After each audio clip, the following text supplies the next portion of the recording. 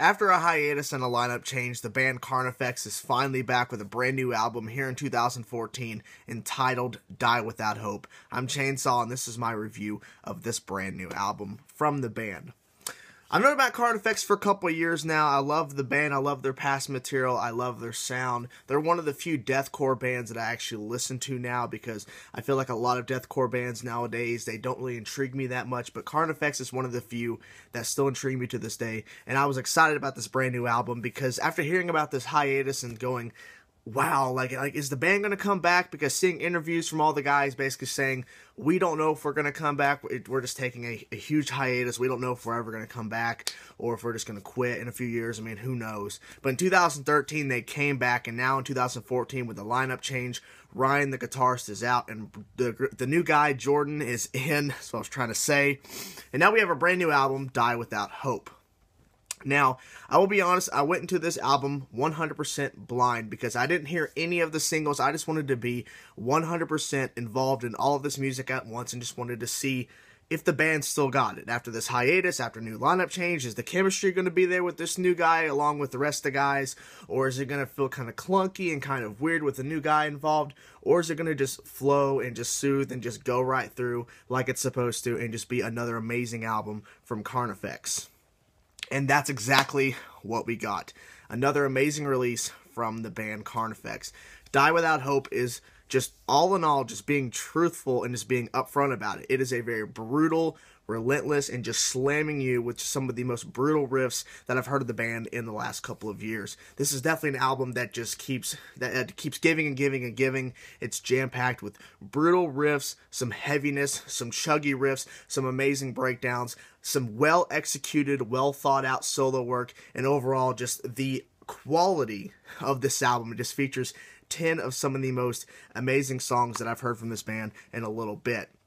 Now, I'm giving so much praise. I'm not saying it's their best album they've ever done, but it's definitely a good comeback album to, this whole situation of a hiatus and a lineup change, and some fans probably going, what's going to happen with this band? And I think they did a very good job. They found a great guy that knows how to get chemistry well and has the chemistry to think of some ideas and how to incorporate, his type of playing alongside with the rest of the guys. And I think this album should be loved by fans. I definitely fell in love with it. I definitely kept repeating it. I just keep finding new things to enjoy from it. So, some of the musical things that I think that I have to talk about that are kind of highlights, and some of the things I think you should take notice, is that this is not a 100% brutal, in-your-face type album. There are some balancing where they kind of have to go from distorted guitars to the clean guitar sections, to where it's pulled back, melodic, soothing, not so dark and heavy and in your face, because if that was 100% the case, where it was just 100% brutal, technical, and just insane parts throughout all these 10 songs, then this album would feel kind of odd. It would feel like it was just they're trying too hard to come back. The fact that they have these moments where the band isn't 100% brutal and in your face, to where things go a complete 180 direction than what it was the previous section. The transition takes you to this other new area. That it's just one of those things where you take a breather, take a second, and then get ready for the next thing that's about to hit you, because it's going to come back slamming again in your face. And I like these sections because they really do help this album, like I say, balance it out, because if they didn't, it would feel kind of odd, and it just wouldn't feel right. But the fact that they do is the great part. There's a piano bit, I want to say right up front, there is piano ending this album. That is the most, I think, the interesting way to kind of end this album, because this album isn't for the most 100% brutal, but it is the majority of it. I'd say about 90% of this album is brutal, technical deathcore in your face, and just keeps giving and giving and giving, and you got to take it. You got to love it, and you got to enjoy it. But the fact is, they end this album, the last little bit of the song, which we'll talk about the track listing and my favorite songs in a second, they end it with piano. They kind of start the album very brutal and in your face, but they end the album with a piano soothing bit and just kind of, makes you think for a second. But this whole entire album just does deliver a lot of amazing things, and this is why I love Carnifex, because like I said early in this review as I was starting my intro, that they are one of the few deathcore bands that I can listen to, that I still like to listen to, because a lot of deathcore bands nowadays, in my personal opinion, don't do it for me. They don't have that quality. And the fact that Carnifex came back after this whole ordeal and still has it, still has what makes them a very unique deathcore band. It still has them coming back with an amazing album that just keeps giving and giving and giving. Just so much relentless death metal and deathcore in your face. And it's just amazing to see that this band is still able to have it. They still got what it is that makes them an amazing band. So I gotta give them props. Die Without Hope is definitely an album that just keeps giving to the listener.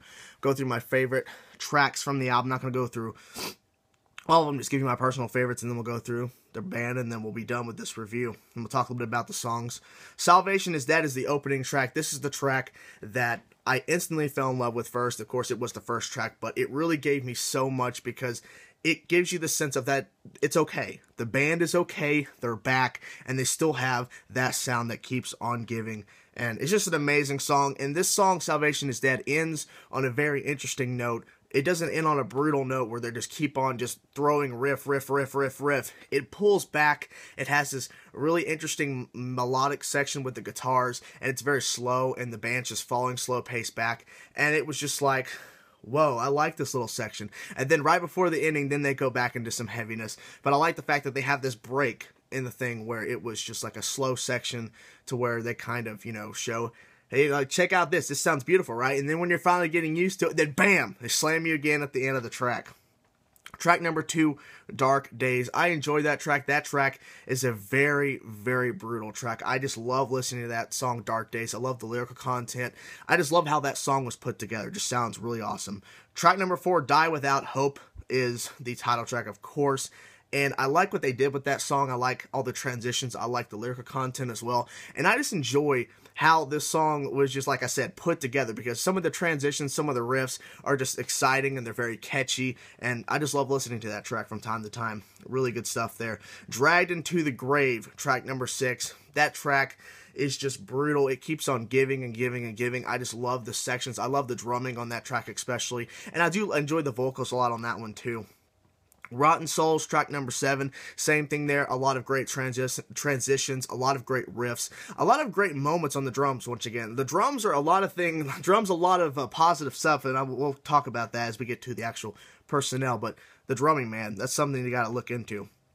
Now, Reflection of the Forgotten, track number 9, clocking it at 1 minute and 5 seconds. This is a track solely just to give the listener kind of a breather, and this is a track that feels kind of like a tribute to people that we may have lost. I could be completely wrong, but that's what it feels like to me.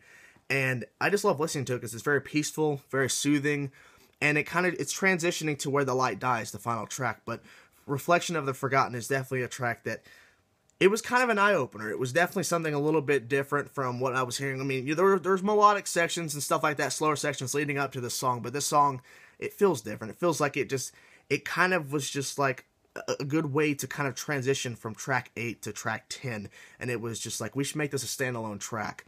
So I wanted to talk about that because it's a very short track, but it does give a lot of meaning within that short amount of time, if I can say that.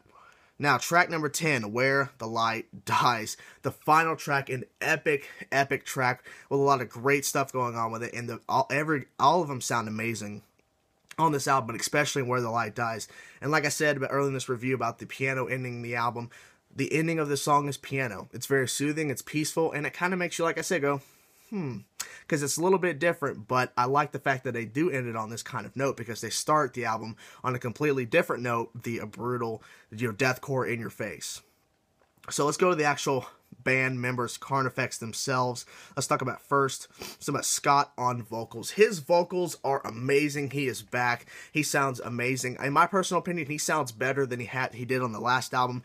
He has a lot of great lyrical content as well. His lows are great. His middles and highs are great as well. He's just overall an amazing vocalist. One of the few vocalists in deathcore that I personally enjoy and love to listen to, because he always has one of those unique vocals and one of those unique sounds. So give him props. He sounds really good on this record. Let's talk about the guitars now. Cory and Jordan, the new guy Jordan on guitars.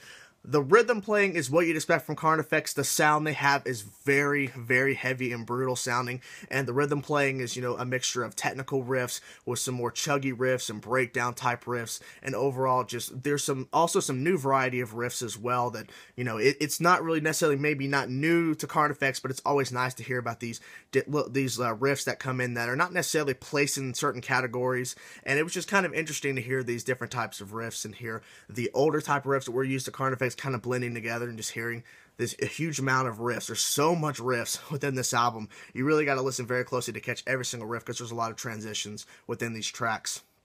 But the lead playing is definitely a highlight. The lead playing is just mighty. It sounds like it was well thought out, what I meant to say. Well thought out guitar solos, because these are not guitar solos just to play flashy.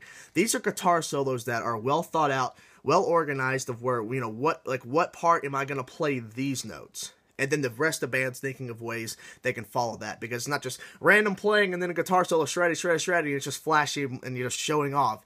These guitar solos are placed there for a purpose. They're supposed to highlight that certain track or whatever the case may be, or highlight that section within a song. These guitar solos are just amazing, and I love them, and I love listening to them as they come up when I have this album on repeat.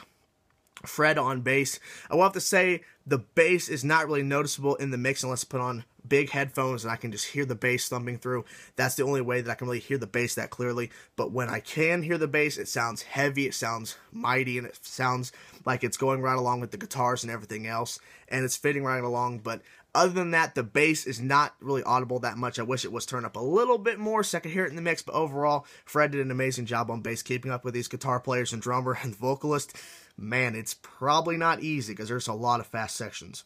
Let's talk about Shawn on drums and keyboards. There were some keyboard moments. I heard that, probably where the piano bit came in, and there was some other keyboard section as well, but you know, like, those sections were cool and all, but the main thing this guy is drums. Man, Shawn on drums, he is a mighty drummer. I'm not saying he's like one of the best, but he really knows how to play with this band. He really knows how to write sections. He really knows how to put things together and put these ideas of drum parts together and follow along with the rest of the band and not overdo it when the rest of the guys are supposed to be up in the forefront. He's doing what he's supposed to do. And there are sections where he's supposed to be in the forefront, where the drummer is supposed to be in the front, where he is playing the part you're supposed to pay attention to the most.